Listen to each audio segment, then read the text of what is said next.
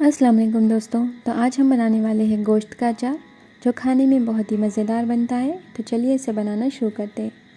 तो सबसे पहले हम लेंगे यहाँ पर 1 कटोरी धनिया, जो कि है 50 ग्राम, 1 कटोरी ज़ीरा, ये भी है 50 ग्राम, और 1 कटोरी राई का दाना, ये भी है 50 ग्राम।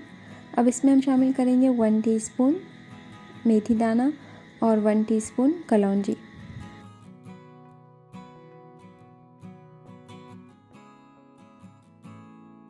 यहाँ पर अब हम गैस पर एक पैन रखेंगे और उसमें ये सारे मसाले डाल देंगे और इसे हल्का सा रोस्ट कर लेंगे 2 मिनट के लिए। गैस के फ्लेम को लो पर रखेंगे। इसे हमें ज़्यादा नहीं भूनना, बस 2 मिनट के लिए भूनना है।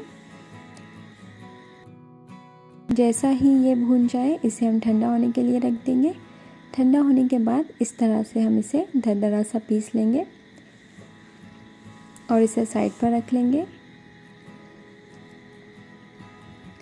अब मैंने यहाँ पर 1 किलो मटन को अच्छे से वॉश करके रख लिया है। इसे हम वॉश करने के बाद एक छन्नी में रखेंगे ताकि इसका एक्स्ट्रा जो वाटर है, पानी है, वो जो सारा निकल जाए।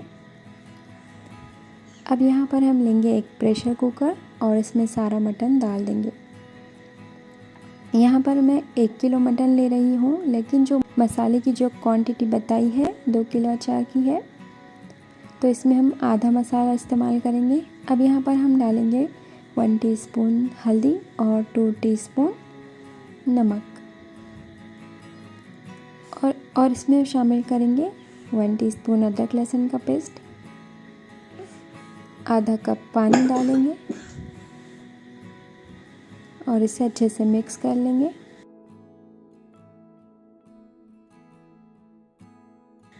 यहाँ पर हम कुकर को बंद कर देंगे और प्रेशर कुकर की 5 से 6 सीटियाँ होने देंगे। तो मैंने यहाँ पर प्रेशर कुकर को खोल लिया है। अभी इसमें कुछ थोड़ा सा पानी बाकी है, तो इसे हम सुखा लेंगे।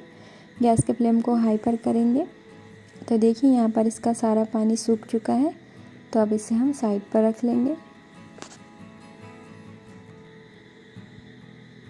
अब यहाँ पर हम लेंगे एक कढ़ाई में आधा लीटर ऑयल। जैसा ही ऑयल गर्म हो जाए तब इसमें हम डालेंगे 1 टीस्पून ज़ीरा, 3 से 4 कलमी के टुकड़े, 7 से 8 लहसुन की कलियाँ, और इसे फ्राई कर लेंगे 2 मिनट के लिए। जैसे ही इसका कलर चेंज होने लगे, अब इसमें हम ये गोश्त डाल देंगे जो हमने गला कर रखा है। यहाँ पर हम गैस के फ्लेम को हाई पर रखेंगे।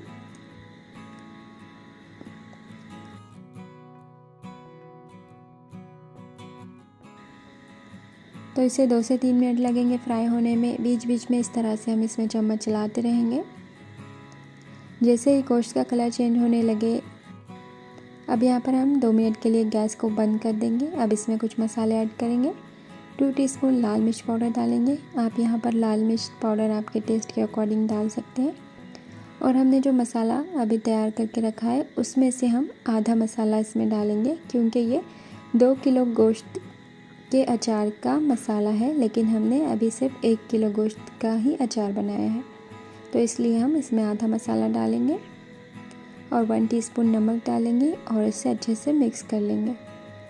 अब यहाँ पर हम गैस को फिर से ऑन कर लेंगे और लो फ्लेम पर इसे 2 मिनट के लिए भून लेंगे।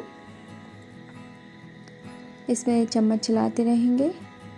अब आखिर में इसमें हम ऐड करेंगे 2 से 3 नींबू का रस और इसे भी अच्छे से मिक्स कर लेंगे और गैस को बंद कर देंगे। तो हमारा अचार बिल्कुल तैयार हो चुका है। इसे हम अच्छे से मिक्स कर लेंगे और इसे ठंडा होने देंगे। तो आप इस अचार को 2 से 3 महीने तक स्टोर कर सकते हैं।